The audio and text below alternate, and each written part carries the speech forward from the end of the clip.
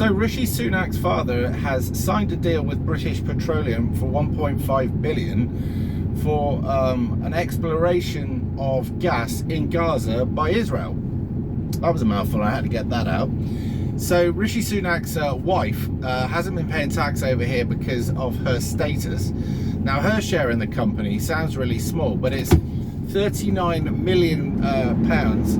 But when she actually gets paid out the dividends, I think it will be somewhere near 80 plus billion, right? Now, that's not small change.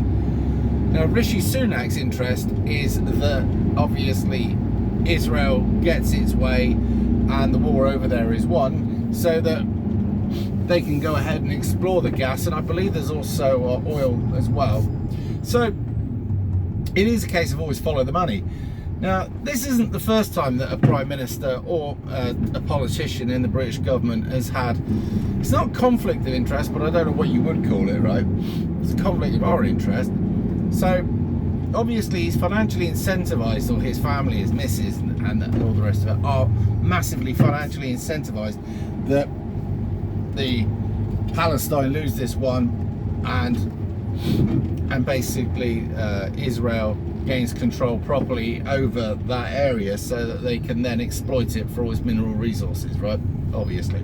But it's not the first Prime Minister to do this, and this is why they're not calling for a ceasefire, etc. And I should imagine, obviously, that having said that, that's probably why America are, because they've got a financial interest.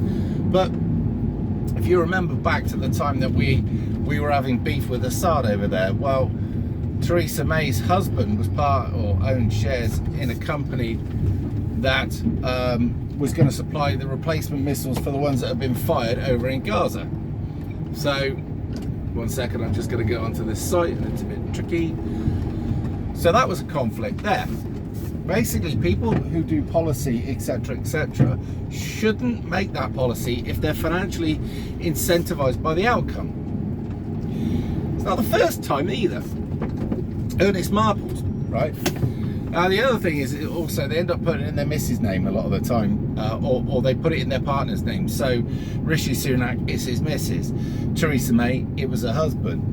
Ernest Marples, he had a construction firm, and he was, or shares in a construction firm anyway. He was the Minister for Transport or whatever it was, and he was the one that basically wanted the motorways to be built because he had a financial interest in it, and I believe he had something to do with getting Beeching in to do the report on the railways to basically cut them. And yeah, the financial interest. But what he'd done is, when they said, well, actually you're making a lot of money out of this, oh no, it's all in my wife's name. Gives a shit, it's in the house, isn't it? You know what I mean? But it's always a case, follow the money. Now, I don't trust Rishi Sunak one little bit.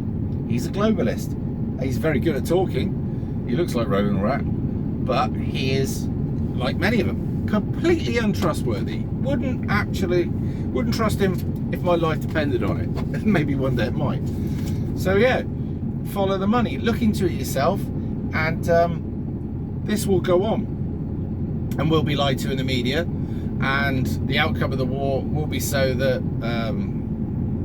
basically Hamas lose, Israel gets its way, Israel makes money, other globalists make money.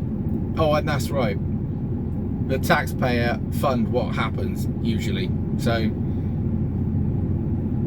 don't know whether we're going to get involved in over there or what, but certainly the money that Israel will be spending on this war, the Israeli people will be paying for that, but they won't get anything out of this.